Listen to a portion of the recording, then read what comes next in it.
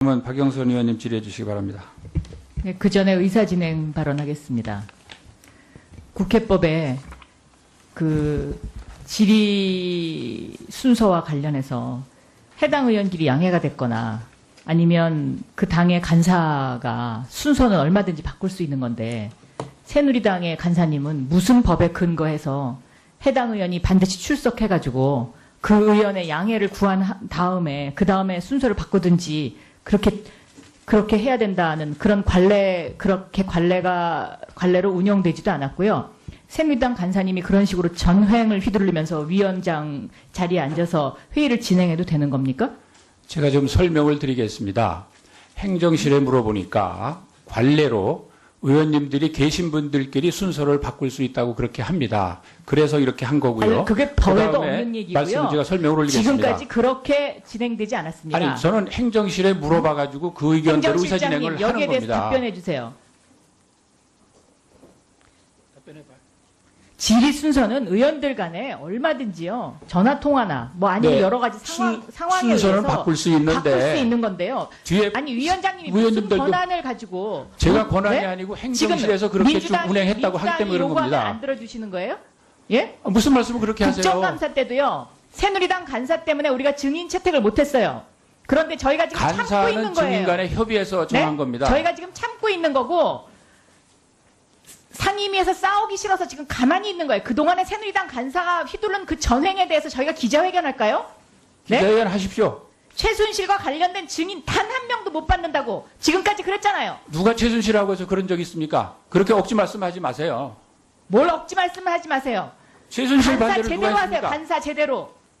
최순실 반대를 누가 했습니까? 예, 질의해 주십시오.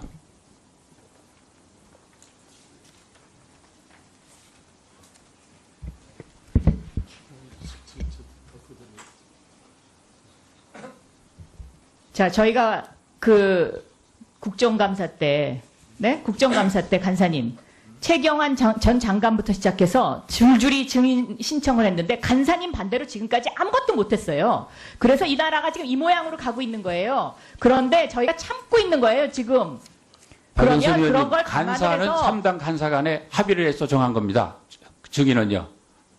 그러니까 그 반대한 장본인이 바로 본인이시잖아요. 새누리당 간사는 새누리당 의원님들을 의견을 수렴해서 간사 증인 신문에 임했다는 점을 말씀드리고요. 지금 석고 대제도 시원찮은데 그 잘난 질의 순서 하나 그 위원장 자리에 앉아가지고 민주당 요구는 들어줄 수 없다? 이게 말이 됩니까 이게? 예? 의원님, 제가 민주당 요구라 들어줄 수 없다고 한 게 아니고 질의 순서 교대는 의원님들 간에 계신 의원님들 간에 교환이 된다고 행정실 그런 해석에 따라서 진행을 하는 겁니다. 행정실장은요 지금까지 그렇게 진행하지 않았거든요. 네. 네, 질의해 주십시오.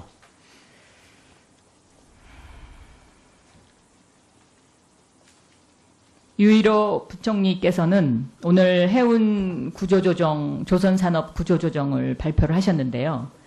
지금 저희가 이것을 신뢰할 수가 없습니다. 조금 전에 그 의원님들이 조선산업 구조조정과 관련해서도 여러 가지 그 질의를 하셨습니다만은 제가 반복되는 질의는 하지 않겠습니다. 그런데 첫째, 조선산업 구조조정은 이 발표대로라면 석유값이 60불 이상 올라가야 가능한 일입니다. 두 번째, 해양 플랜트가 활성화돼야지 가능한 일이고요. 세 번째, 물동량이 늘어나야지 가능한 일인데요. 지금 이 세 가지 조건이 현재로서는 다 어둡고 또 현실적으로 일어나기 힘든 그러한 것들인데 어떻게 해서 조선산업 구조조정을 이렇게 세 회사 3사 체제를 유지한다는 근거가 되는지 저는 첫째 그 근거가 굉장히 약하다고 생각하고요. 그다음에 두 번째는 이 산업은행과 수출입은행 지금 다 망가졌고 다 썩었습니다. 그런데 이 지금 발표대로라면 2017년까지가 임기인 현 정부가 2020년까지 3사 체제를 지원을 하겠다고 발표를 한 것인데 이것이 만약에 대우조선해양이 부도 처리가 되면은요. 산업은행과 수출입은행이 일시에 13조 원의 손실을 입어서 이게 굉장히 심각해지는 상황이 되는데 이런 부분에 대해서는 제가 보기에는 여기에 관해서 이런 어떤 대책이 지금 하나도 나와 있지 않고요. 이 조선 3사와 관련해서는 현 정부의 경영 실패를 인정하지 않고 다음 정권의 책임을 떠넘기겠다. 한마디로 지금 이런 대책이죠, 이것이. 그래서 이것은 조선산업 구조조정 이 문제와 관련해서 오늘 발표하신 것들, 이런 것들은 신뢰할 수 없고 전혀 그 처방이 아니다라고 저는 생각하고요. 두 번째, 해운산업 구조조정은요. 여기는 최순실 게이트와 이게 밀접한 연관이 있는 것이 거의 확실합니다. 이 해운산업 구조조정과 관련해서 현대가 세계 17위였고 한진은 7위였습니다. 그리고 한국해양수산개발원도 만약에 둘 중에 하나를 살려야 된다면 한진해운을 살려야 된다라고 발표한 바 있습니다. 그리고 정부가 지난 5월까지만 해도 한진해운의 회생 가능성을 훨씬 높게 봤죠. 그런데 어느 날 갑자기 이게 뒤바뀐 것이거든요. 저희가 지금 국회에서 이런 질의를 하는 것은 한진해운이 이뻐서가 아닙니다. 그 현재에 놓여 있는 여러 가지 상황상 이것은 누가 봐도 한진해운과 현대상선 중에 어떤 것을 살려야 되느냐 이런 상황이 됐을 때 한진해운을 살리는 것이 국가의 미래를 위해서 이거는 당연한 거다. 그리고 수출로 먹고 사는 나라이기 때문에 이 전체적인 어떤 물류의 유통 구조적인 면을 봐도 현대상선이 한진해운을 떠안기에는 지금 여러 가지로 더 불안한 요소가 많이 생기기 때문에 이거는 굉장히 불가능한 거다. 그래서 이렇게 되면 결국 현대상선도 잃어버리고 한진해운도 잃어버릴 거다라는 게 이게 전문가들의 시각입니다. 그래서 이 구조조정과 관련해서는 저는 굉장히 잘못됐다라고 생각합니다. 여기에 대해서 부총리 답변해 주십시오. 예, 우선 아까 말씀하신 먼저 말씀하신 조선 구조조정에 있어서는 60불 이상이 돼야만 그렇게 하는 것이 아니고요. 제가 다른 의원님들 질의에도 답변을 드렸습니다만은 이게 3사가 대등하게 되는 것이 아닙니다. 그리고 해양 플랜트 말씀하셨는데요. 해양 플랜트는 특히 대우조선의 경우는 대폭 조정을 하게 될 것입니다. 저희가 이제 그렇게 유도도 하고 그렇게 했다는 말씀을 드리고요. 한진해운과 현대상선 해운업 쪽에서는 현대상선의 경우는 이른바 저희가 내세운 원칙에 의해서 첫째 자구 노력을 했고 그 결과 용선료 협상에 성공을 했고 그렇기 때문에 그것이 결국 이 정도나마 된 것이고요. 한진해운은 그 자구 노력부터가 어긋나고 그러다 보니 용선료 협상도 제대로 안 돼가지고 지금 용선료를 깎아내질 못한 것입니다. 그런 원칙에 의해서 하다 보니까 그런 것이고 지금 이 특별히 한진해운 또 해양수산연구원 자료는 5월 22일에 그냥 현재 매출액 그 당시에 단순 가정을 근거로 해서 우위에 있다는 그런 뜻이고 저희도 한 4월쯤에는 한진이 우위에 있지 않는가 이렇게 생각을 해봤습니다만은 그 원칙에 의해서 추진해 나가는 데 있어서는 전혀 반대로 돼버린 결과가 되었다. 그래서 지금 이렇게 된 것이지 무슨 한진을 특별히 나쁘게 하려고 했다든가 이런 것은 결코 아니다는 말씀을 드립니다. 저는 지금 부총리 답변이 굉장히 수박 겉핥기다라고 생각합니다. 한국해양수산개발원의 보고서도 지금 부정을 하고요. 그렇게 말씀을 하시는데 이 한진해운과 현대상선 이 문제는 저는 굉장히 심각한 문제다라고 생각하고 있습니다. 이것이 미르 K스포츠재단 출연금하고 영향이 있고 또 평창 동계올림픽 조지위원장 사퇴 압력과도 저는 영향이 있다고 보고 이러한 정책 결정을 하는 대한민국 정부에 정말 창피하고 좀 자괴감이 듭니다. 그래서 이런 어떤 구조조정을 지금에 와서야 발표하는 기획재정부도 저는 좀 굉장히 실망스럽습니다. 그동안에 이걸 몇 번을 미뤘잖아요. 그 몇 번을 미룬 이유가 최순실 씨한테 허락을 못 받아서 그런 거 아니에요? 이제 감옥 들어갔으니까 이제 발표하시는 거죠?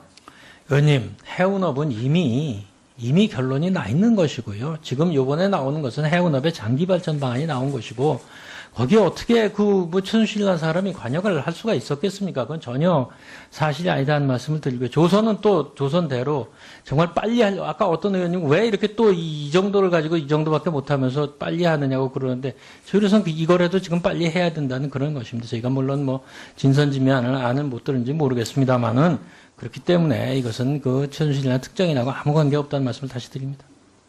출입은행 제가 여러 가지 문제가 있는 거 그거는 조사하고 있습니까? 예, 그거 저 내부 조사 1차 한번 저희가 한 거 아직도 하고 있나요? 예, 예. 그럼 조사한 결과를 보고하셔야죠. 예, 아직 결론이 안 난 것으로 알고 있습니다.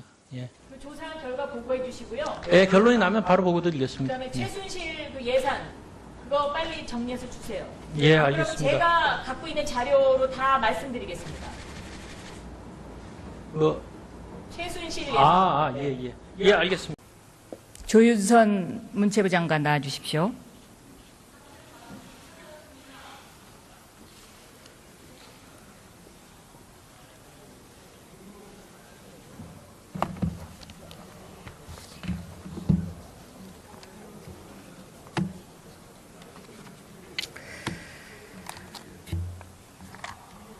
최순실 씨가 여성부 장관, 문화체육부 장관을 임명해 왔습니다. 조윤선 장관은 그 두 장관을 한 유일한 사람입니다. 문체부 장관 왜 시켰을까요?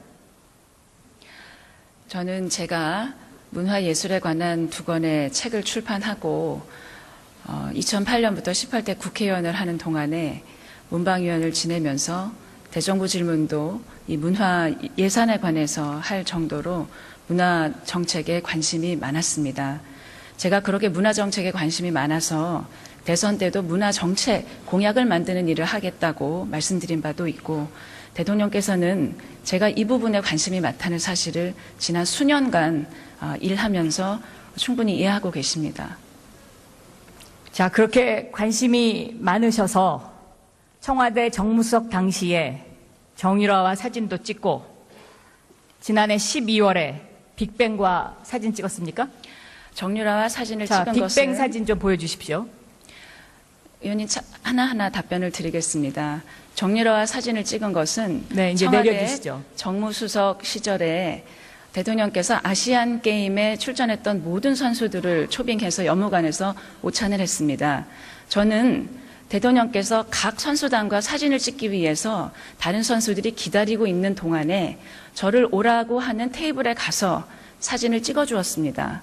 저는 어느 팀에 누구하고 사진을 찍었는지 어느 선수가 있는지 일일이 기억하지 못합니다. 그 사진은 제가 그때 찍은 여러 장의 사진 중에 한 장일 것입니다. G드래곤은 지난 연말 여러 장 찍으셨으면요. 그 여러 장 공개해 주세요. 제가 찍지 않았고 선수들이 가지고 있는 핸드폰으로 찍었습니다. 제가 청와대에 사진을 담당하는 분에게 다른 단체와 찍은 사진이 있는지를 확인을 했지만 그분은 대통령과 공식 사진을 찍느라고 가 있었기 때문에 제가 다른 단체와 같이 사진 찍는 그 모습을 담지 못했다는 답변을 들었습니다. 정무수석이 아시안게임 선수들과 사진을 찍은 것은 지금까지는 없었던 일입니다. 자, 2015년 12월 빅뱅과 사진을 찍었어요? 예. 네. 의원님, 그 오찬 때는 정무수석뿐만이 아니라 특별한 일정이 없는 모든 수석은 나가서 아시안게임의 선수들을 격려하자는 그런 그런 취지에서 당일에 다른 일정이 없는 수석들이 갔습니다. 저는 당시에 있는 선수들이 사진을 찍자고 하는 요청이 있을 때 그 테이블에 가서 사진을 찍어 주었던 것입니다. 다른 수석들도 아마 사진을 찍어 주셨을 텐데 어떤 분이 얼마나 많이 사진을 찍어 주셨는지는 저는 확인할 수 없습니다. G드래곤은 한 잡지사에서 지난 연말에 심층 인터뷰를 매해 하는 그런 행사가 있는데 그 해에 가장 예술가로서 각광을 받았던 3사람을 뽑아서 섭외해서 인터뷰를 하자는 섭외가 들어왔습니다. 저는 그래서 G드래곤뿐만이 아니라 이영희 선생님, 진태호 선생님 3분의 이 인터뷰를 제가 진행해서 그 잡지사에서 실은 것입니다. 그때가 경선이 치열할 때인데 굉장히 한가하셨네요? 의원님 말씀드리긴 외람되지만 경선을 치르는 경우에는 어떻게 해서든지 간에 제가 조금 더 이렇게 언론에 알려질 수 있는 기회가 있으면 누구라도 응했을 것입니다. 하지만 저는 그 잡지사에서 제가 그분들에 관해서 깊이 이해를 하고 있다는 그런 이 합의에서 저를 추천하게 되었다는 소리를 들었고 저도 그렇게 큰 시간을 뺏기지 않는다고 생각을 해서 응했던 것입니다. 깊이 이해하고 있다. 그 말씀 참 잘하셨습니다. 자, 빅뱅 YG 엔터테인먼트 소속이고요. 이 YG 엔터테인먼트에 바로 조 장관의 딸이 비정상적으로 인턴을 했던 곳이고요. 또 평창 동계올림픽 않았습니다.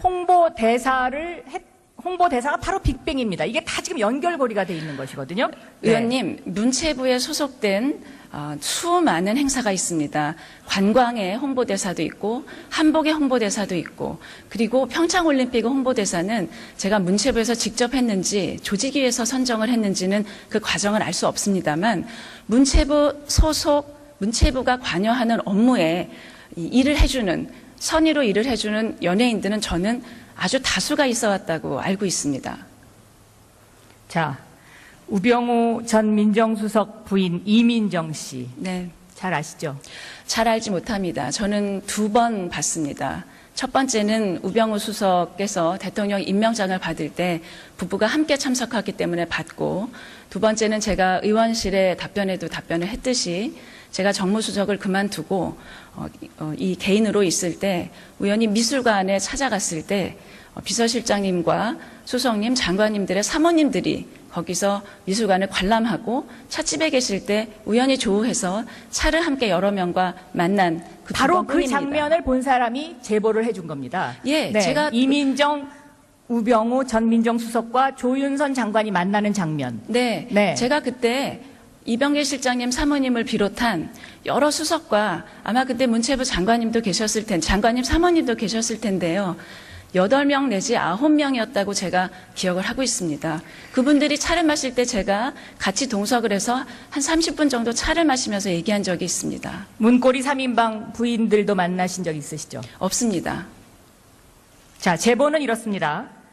조윤선 전 장관의 씀씀이 유명하죠? 연간 5억. 문체부 장관 되기 전에 여성부 장관 시절에는 연간 7억 5천. 이 씀씀이의 상당수가 김앤장에서 비자금으로 쓰여졌고 또 일부 바로 이 우병우 전 민정수석 부인 등 우리나라 권력 실세의 부인들에게 선물을 주는 루트였다. 자, 의원님, 이거 증명하시죠? 의원님, 네. 제가 변호사 시절에 사용했었던 금액은 제 인사청문회, 2번의 인사청문회에서 명백히 설명을 드린 바와 같이 명백하지 않습니다. 제가 불투명했습니다. 입증자료가 설명이 불충분했다면 그건 저의 불찰입니다. 제가 그때 분명히 설명드린 내용이 있습니다. 그 김앤장 변호사 사무실은 모든 것이 변호사의 수입으로 들어옵니다. 일반 기업의 임원처럼 업무 추진비도 없고 경조사 비용으로 따로 쓸 수 있는 비용도 없고 자동차 유지비도 나오지 않고 기사 월급도 그 월급에서 주어야 합니다. 그리고 사무실 직원들의 경조사 비용을 모두 개인의 비용에서 댈 수밖에 없습니다. 그런 모든 것들을 그 월급이라는 것으로 충당을 한 것입니다. 그것이 모두 일반 월급 받는 이 고용인들의 월급처럼 집으로 와서 다 개인이 집안 생활에 사용한 것이 아니라는 점은 분명히 말씀을 드렸습니다. 자, 최순실 여동생 최순천 씨 사위 주학준 씨 아시죠? 제가 그 교문위에서 안민석 의원님이 질문하셔서 답변했습니다. 저는 그분의 이름을 기억하지도 못할 정도로 언론 보도를 통해서야 사실 이름에는 신경 쓰지 않았습니다. 그분이 김앤장에 들어간 걸 알았습니다. 안민석 의원님께서 그 변호사를 아냐고 질문하셨을 때 제 답변은 모른다였습니다. 하지만 최근에 그 기사가 나온 후 저의 배우자가 한 지인이 새로 변호사로 들어간 후배가 있으니 친구의 아들이 있으니 한번 후배들 밥을 사주는 게 어떻겠냐라고 말씀하셔서 그 또래의 후배들을 여러 명 모아서 밥을 한번 사준 적이 있는데 기사가 나온 뒤 보니 그분의 인척이었다라고 하는 말을 제게 하는 걸 들었고 그 말씀을 교문위에서 명백하게 소상하게 설명을 드렸습니다. 대통령께 브로치 선물을 하신 적이 있죠? 대선 때 제가 그 대통령께서 굉장히 한정적인 걸 하고 다녀서 제 나름대로는 이런 걸 하시면 좋겠다라고 생각해서 길에서 눈에 띄는 것들을 사다 드린 적이 있습니다. 사파이어 브로치도 선물하신 적이 있죠? 저는 그런 고가의 제품은 선물한 적이 없습니다. 선거의 후보가 대중에게 보이기에 적합한 아주 저렴하고 소박한 것들을 제가 사서 드린 적은 있습니다. 제가 지금 말씀드린 것들이 다 조윤선 장관 주변과 대통령 주변에 깊숙이 개입하고 있는 사람의 제보 내용입니다. 의원님. 그래서 조윤선 장관의 문체부 장관 임명은 바로 최순실 씨의 민원 해결사로 아주 편한 사람이기 때문에 임명된 것이다. 최순실 씨가 저를 그렇게 생각했다면 사람 잘못 보셨습니다. 그리고 의원님, 그렇게 검증할 수 없고 입증할 수 없는 익명의 제보자에 의해서 그런 말씀을 하시면 그분들이 누군지 밝혀주시기를 부탁드리겠습니다. 네, 밝혀드릴게요. 그래서 네. 진위를 지금 진위를 가리는 그런 싸움을 하기 위해서 제가 이 자리에 나온 게 아니고요. 문체부 장관, 저는 사퇴하시는 게 맞다고 생각합니다. 왜? 영이 안 씁니다, 이제. 의원님, 저는 문체부 장관의 이 장관 자리에 지금 연연하지 않습니다. 제가 지금 해야 되는 일은 아마 여기 내각에 계신 많은 분들이 그런 생각을 하실 것입니다. 국정 공백을 메우고 지금 특히 문체부는 직원들이 굉장히 불안하고 동요하고 있습니다. 굉장히 열심히 일한 직원들이지만 본인들이 알지 못했던 이런 사건에 휘말리면서 굉장한 자괴감을 느끼고 있습니다. 제가 지금 해야 되는 일은 평창올림픽을 비롯해서 우리가 앞두고 있는 일들이 차질 없이 진행될 수 있도록 제가 할 수 있는 나름의 최선을 하고 조직을 안정시키고 직원들을 독려하고 상처를 어루만져주는 일이라고 생각을 하고 제가 그 일을 할 수 있는 때까지 그 일에 최선을 다하겠습니다. 절대 자리에 연연하지 않습니다. 과연 평창올림픽 위원장, 지금 최경환 전 장관과 아주 친한 이희범 장관, 조윤선 장관 이렇게 있어서 이것이 잘 될까요? 공정하게 잘 될까요? 국민들이 신뢰할까요? 저는 사퇴하셔야 된다고 봅니다. 의원님, 저의 사퇴의 문제는 제 개인이 결정할 문제가 아닌 것 같습니다. 지금 이렇게 평상시와 다른 국정 상황에서는 저의 거취 문제는 전반적인 그런 상황에 따라서 결정된 것이라고 저도 알고 있고 그런 점에서 저는 제 자리에서 일을 할 수 있는 마지막 날까지 제가 할 수 있는 그리고 해야 되는 소임을 해야 되는 것이 저의 지금 주어진 책무라고 생각합니다. 최선을 다해서 하겠습니다. 문화예술계 블랙리스트 이것도요. 모른다고 하시지만 이것을 증언하는 사람들이 있습니다. 그 사람들은 목숨 걸고 하는 것입니다. 본인은 모른다고 딱 잡아뛰면 왜 형사고발하지 않습니까? 어제 보니까 언론중재위원회만 얘기했더군요.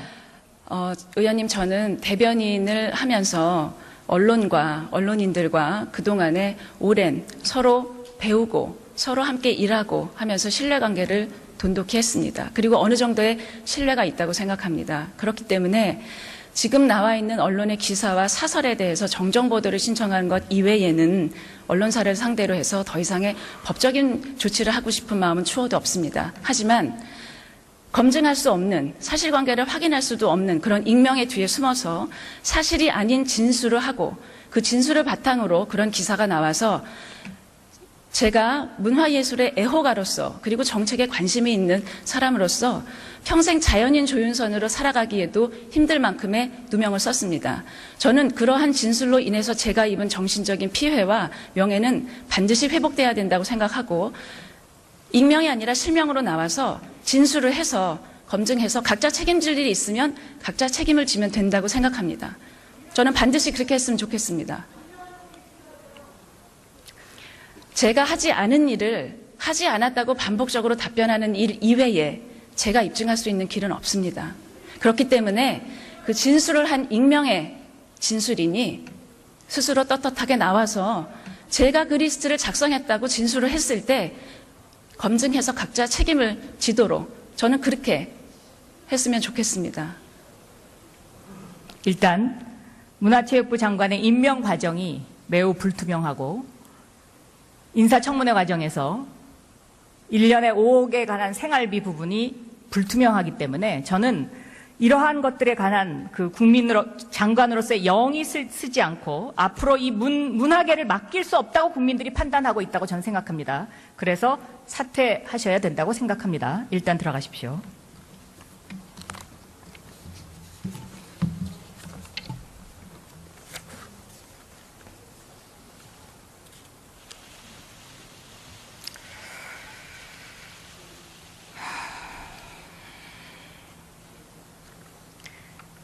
최순실 씨와의 친분을 이용해서 다 썩었습니다.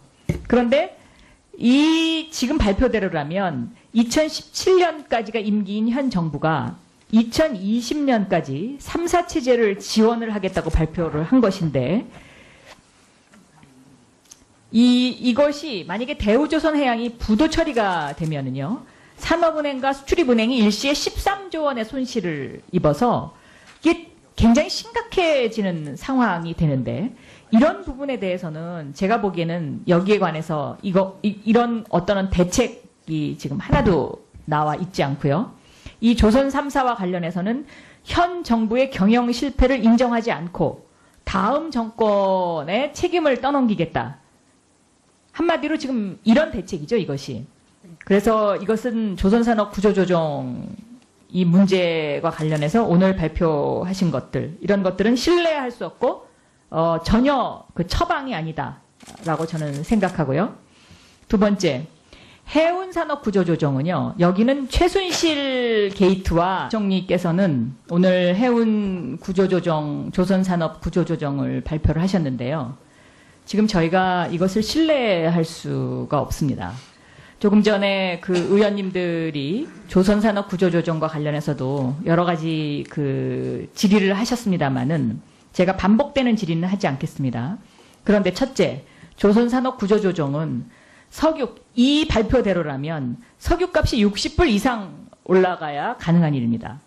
두 번째, 해양 플랜트가 활성화돼야지 가능한 일이고요. 세 번째, 물동량이 늘어나야지 가능한 일인데요. 지금 이 세 가지 조건이 현재로서는 다 어둡고 또 현실적으로 일어나기 힘든 그러한 것들인데, 어떻게 해서 조선산업 구조조정을 이렇게 세 회사 3사 체제를 유지한다는 근거가 되는지, 저는 첫째 그 근거가 굉장히 약하다고 생각하고요. 그 다음에 두 번째는 이 산업은행과 수출입은행 지금 다 망가졌고 위원들 간에 얼마든지요, 전화통화나 뭐 아니면 네, 여러 가지 상황에 순서는 의해서 바꿀 수 있는 건데요. 뒤에 아니 위원장님이 무슨 권한을 가지고 제가 권한이 아니고 행정실에서 그렇게 쭉 운행했다고 하기 때문에 그런 겁니다. 안 들어주시는 거예요? 예? 무슨 말씀을 그렇게 하세요? 국정감사 때도요, 새누리당 간사 때문에 우리가 증인 채택을 못했어요. 그런데 저희가 지금 참고 간사는 있는 거예요. 증인 간에 협의해서 정한 네? 겁니다. 저희가 지금 참고 있는 거고 상임위에서 싸우기 싫어서 지금 가만히 있는 거예요. 그동안에 새누리당 간사가 휘두른 그 전횡에 대해서 저희가 기자회견할까요? 네? 기자회견 하십시오. 최순실과 관련된 증인 단 한 명도 못 받는다고 지금까지 그랬잖아요. 누가 최순실하고 해서 그런 적 있습니까? 그렇게 억지 말씀하지 마세요. 뭘 억지 말씀을 하지 마세요. 최순실 간사 반대를 제대로 누가 하세요. 했습니까? 간사 제대로. 최순실 반대를 누가 했습니까? 예, 질의해 주십시오.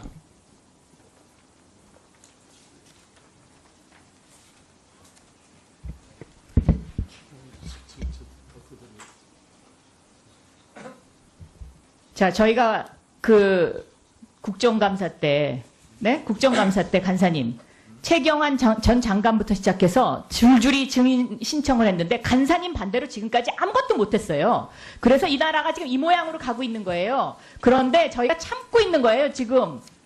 그러면 그런 걸 간사는 감안해서 3당 간사 간에 합의를 해서 정한 겁니다. 증인은요.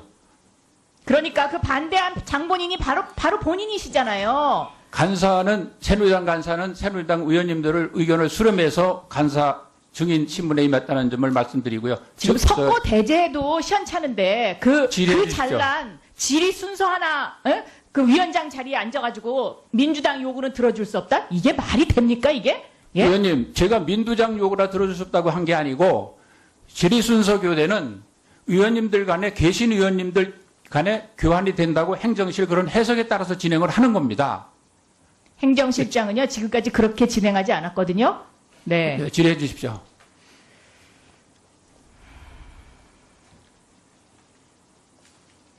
유일호 그러면 박영선 의원님 질의해 주시기 바랍니다. 네, 그 전에 의사진행 발언하겠습니다.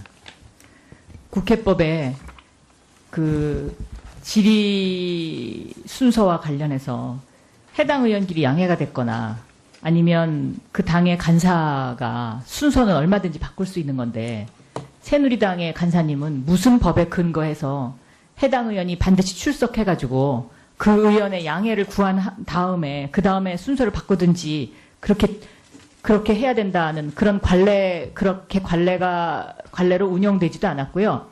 새누리당 간사님이 그런 식으로 전횡을 휘두르면서 위원장 자리에 앉아서 회의를 진행해도 되는 겁니까? 제가 좀 설명을 드리겠습니다.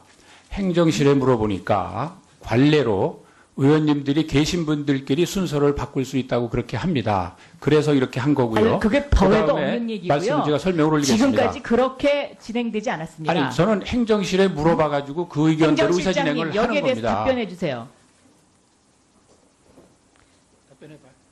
질의 순서는 고요. 한진해운은 그 자구 노력부터가 어긋나고 그러다 보니 용선료 협상도 제대로 안 돼가지고 지금 용선료를 깎아내질 못한 것입니다. 그런 원칙에 의해서 하다 보니까 그런 것이고 지금 뭐 이 특별히 한진해운 또 해양수산연구원 그 자료는 5월 22일에 그냥 현재 매출액 그 당시에 단순 가정을 근거로 해서 그 우위에 있다는 그런 뜻이고 저희도 한 4월쯤에는 한진이 우위에 있지 않는가 이렇게 생각을 해봤습니다만은 그 원칙에 의해서 추진해 나가는 데 있어서는 전혀 반대로 돼버린 결과가 되었다. 그래서 지금 이렇게 된 것이지 무슨 뭐 한진을 특별히 뭐 나쁘게 하려고 했다든가 이런 것은 결코 아니다는 말씀을 드립니다. 저는 지금 부총리 답변이 굉장히 그 수박 겉핥기다라고 생각합니다. 한국해양수산개발원의 그 보고서도 지금 부정을 하고요. 그렇게 말씀을 하시는데 이 한진해운과 현대상선 이 문제는 저는 굉장히 심각한 문제다라고 생각하고 있습니다. 이것이 그 미르 K스포츠재단 출연금하고 영향이 있고 또 평창 동계올림픽 조직위원장 사퇴 압력과도 저는 영향이 있다고 보고 이러한 그 정책 결정을 하는 대한민국 정부에 정말 창피하고 좀 자괴감이 듭니다. 그래서 이런 어떤 구조조정을 지금에 와서야 발표하는 기획재정부도 저는 좀 굉장히 실망스럽습니다. 그동안에 이걸 몇 번을 미뤘잖아요. 그 몇 번을 미룬 이유가 최순실 씨한테 허락을 못 받아서 그런 거 아니에요? 이제 감옥 들어갔으니까 이제 발표하시는 거죠? 의원님, 해운업은 이미 결론이 나 있는 것이고요. 지금 요번에 나오는 것은 해운업의 장기 발전 방안이 나온 것이고 거기에 어떻게 그리고 정부가 지난 5월까지만 해도 한진해운의 회생 가능성을 훨씬 높게 봤죠. 그런데 어느 날 갑자기 이게 뒤바뀐 것이거든요. 저희가 지금 국회에서 이런 질의를 하는 것은 한진해운이 이뻐서가 아닙니다. 그 현재에 놓여 있는 여러 가지 상황상 이것은 누가 봐도 한진해운과 현대상선 중에 어떤 것을 살려야 되느냐 이런 상황이 됐을 때 한진해운을 살리는 것이 국가의 미래를 위해서 이거는 당연한 거다. 그리고 수출로 먹고 사는 나라이기 때문에 이 전체적인 어떤 물류의 유통 구조적인 면을 봐도 현대상선이 한진해운을 떠안기에는 지금 여러 가지로 더 불안한 요소가 많이 생기기 때문에 이거는 굉장히 불가능한 거다. 그래서 이렇게 되면 결국 현대상선도 잃어버리고 한진해운도 잃어버릴 거다라는 게 이게 전문가들의 시각입니다. 그래서 이 구조조정과 관련해서는 저는 굉장히 잘못됐다라고 생각합니다. 여기에 대해서 부총리 답변해 주십시오. 예, 우선 아까 말씀하신 먼저 말씀하신 그 조선의 구조조정에 있어서는 그 60불 이상이 돼야만 그렇게 하는 것이 아니고요. 제가 다른 의원님들 질의에도 답변을 드렸습니다만은 이게 3사가 대등하게 되는 것이 아닙니다. 그리고 해양 플랜트 말씀하셨는데요. 해양 플랜트는 특히 대우조선의 경우는 뭐 대폭 조정을 하게 될 것입니다. 저희가 이제 그렇게 유도도 하고 그렇게 했다는 말씀을 드리고요. 한진해운과 현대상선 해운업 쪽에서는 현대상선의 경우는 이른바 저희가 내세운 원칙에 의해서 첫째 자구 노력을 했고 그 결과 용선료 협상에 성공을 했고 그렇기 때문에 그것이 결국 이 정도나마 된 것이고 주십시오.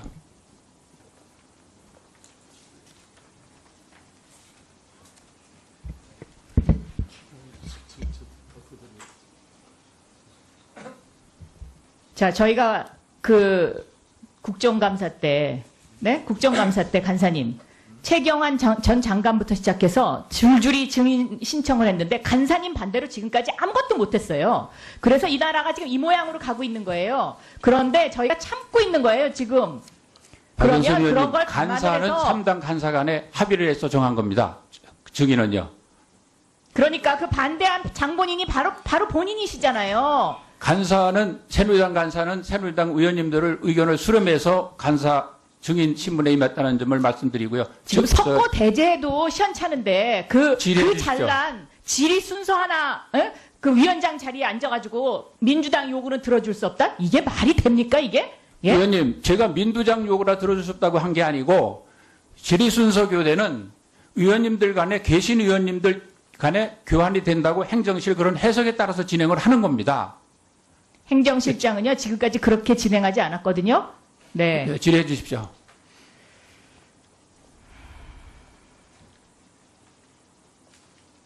유일호 부총리께서는 오늘 해운 구조조정, 조선산업 구조조정을 발표를 하셨는데요. 지금 저희가 이것을 신뢰할 수가 없습니다. 조금 전에 그 의원님들이 조선산업 구조조정과 관련해서도 여러 가지 그 질의를 하셨습니다만은 제가 반복되는 질의는 하지 않겠습니다. 그런데 첫째, 조선산업 구조조정은 이 발표대로라면 석유값이 60불 이상 올라가야 가능한 일입니다. 두 번째, 해양 플랜트가 활성화돼야지 가능한 일이고요. 세 번째, 물동량이 늘어나야지 그러면 박영선 의원님 질의해 주시기 바랍니다. 네, 그 전에 의사진행 발언하겠습니다. 국회법에 그 질의 순서와 관련해서 해당 의원끼리 양해가 됐거나 아니면 그 당의 간사가 순서는 얼마든지 바꿀 수 있는 건데 새누리당의 간사님은 무슨 법에 근거해서 해당 의원이 반드시 출석해가지고 그 의원의 양해를 구한 다음에 그 다음에 순서를 바꾸든지 그렇게 해야 된다는 그런 관례로 운영되지도 않았고요. 새누리당 간사님이 그런 식으로 전횡을 휘두르면서 위원장 자리에 앉아서 회의를 진행해도 되는 겁니까? 제가 좀 설명을 드리겠습니다. 행정실에 물어보니까 관례로 의원님들이 계신 분들끼리 순서를 바꿀 수 있다고 그렇게 합니다. 그래서 이렇게 한 거고요. 아니, 그게 법에도 그다음에 없는 얘기고요. 말씀을 제가 설명을 올리겠습니다. 지금까지 그렇게 진행되지 않았습니다. 아니, 저는 행정실에 물어봐가지고 그 의견대로 의사진행을 하는 여기에 대해서 겁니다. 답변해 주세요. 질의 순서는 의원들 간에 얼마든지요. 전화 통화나 뭐 아니면 네, 여러 가지 상황에 순서는 의해서 바꿀 수 있는 건데요. 뒤에 아니 위원장님이 무슨 의원님들도- 권한을 가지고 제가 권한이 네? 아니고 행정실에서 그렇게 쭉 운행했다고 하기 때문에 그런 요구하면 겁니다. 안 들어주시는 거예요? 예? 무슨 말씀을 그렇게 하세요? 국정감사 때도요. 새누리당 간사 때문에 우리가 증인 채택을 못했어요.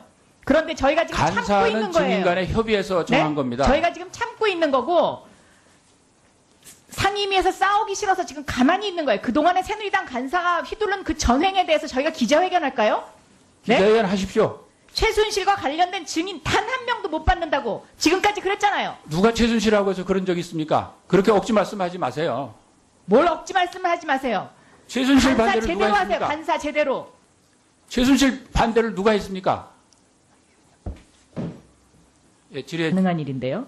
지금 이 세 가지 조건이 현재로서는 다 어둡고 또 현실적으로 일어나기 힘든 그러한 것들인데 어떻게 해서 조선산업 구조조정을 이렇게 세 회사 3사 체제를 유지한다는 근거가 되는지 저는 첫째 그 근거가 굉장히 약하다고 생각하고요. 그다음에 두 번째는 이 산업은행과 수출입은행 지금 다 망가졌고 다 썩었습니다.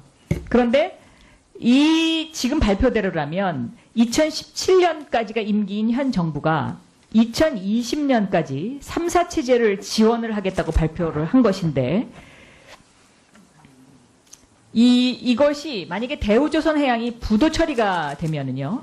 산업은행과 수출입은행이 일시에 13조 원의 손실을 입어서 이게 굉장히 심각해지는 상황이 되는데 이런 부분에 대해서는 제가 보기에는 여기에 관해서 이런 어떤 대책이 지금 하나도 나와 있지 않고요. 이 조선 3사와 관련해서는 현 정부의 경영 실패를 인정하지 않고 다음 정권의 책임을 떠넘기겠다. 한마디로 지금 이런 대책이죠, 이것이. 그래서 이것은 조선산업 구조조정 이 문제와 관련해서 오늘 발표하신 것들, 이런 것들은 신뢰할 수 없고 전혀 그 처방이 아니다라고 저는 생각하고요. 두 번째, 해운산업 구조조정은요. 여기는 최순실 게이트와 이게 밀접한 연관이 있는 것이 거의 확실합니다. 이 해운산업 구조조정과 관련해서 현대가 세계 17위였고 한지는 7위였습니다. 그리고 한국해양수산개발원도 만약에 둘 중에 하나를 살려야 된다면 한진해운을 살려야 된다라고 발표한 바 있습니다.